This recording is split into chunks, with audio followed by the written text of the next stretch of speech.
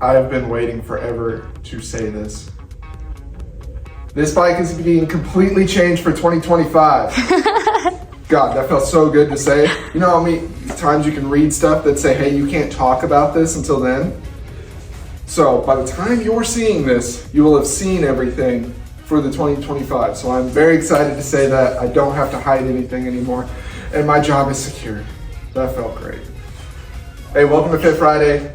I'm Jesse James here at Evansville Harley-Davidson, and today I'm going to be talking about the 2024 Heritage Classic Special, since it had the 114, and I'm going to be telling you everything that's different from the 2025s over to this one, and maybe even the 2024s. That's probably might be the one for you instead of the 2025s. So, starting up here in the front, wheels, the Heritage has been getting the same lace style wheels for a very long time. It's very traditional. That's changing. That is now going to be stock, a mag wheel. It's going to have a laced option, and where it's going to be different, it's going to be a tubeless laced option. So instead of being here in the center that you see, it's actually going to be on the outside, so for easy spoke repair, and it's going to have tire pressure monitoring stems. I've yet to get my hands on one, but the way that it worked on the touring bikes for a long time is for the stems. It wasn't a big problem on the Heritage since it was already facing out, but if they do what they did on the touring bikes, if it's in the center, it'll still be like up and over, making it easy for us to put put air in the tire. There we go.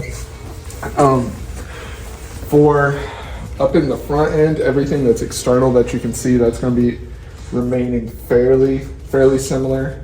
For your gauges, the gauge cluster is going to look kind of similar on the Heritage. The difference is going to actually be with how your sport modes. Yes, this bike's going to be getting different modes. There will be an icon on there. If you've ridden a Nightster Standard, from what I've seen, it's going to look fairly similar to that, where you can, like, it'll always be on there. It'll just be lit whenever it's in that mode. The gauge clusters. This is going to be controversial because I got to have something controversial in every single video I do. This is the last year. This very traditional. It's been here for a very long time. Gauge cluster on the Softails. This is it. They're leaving. They're gone. They're going to be completely redesigned.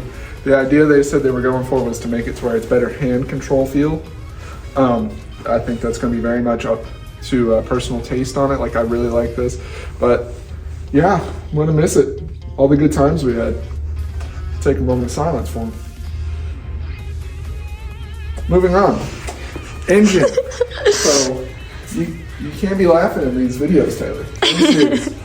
So the engine, rumors are true. It's happening.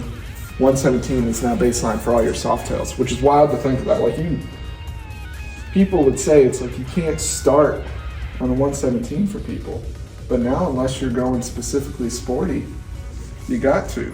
That's why I've always said every bike's a starter bike if you start on it. There you go.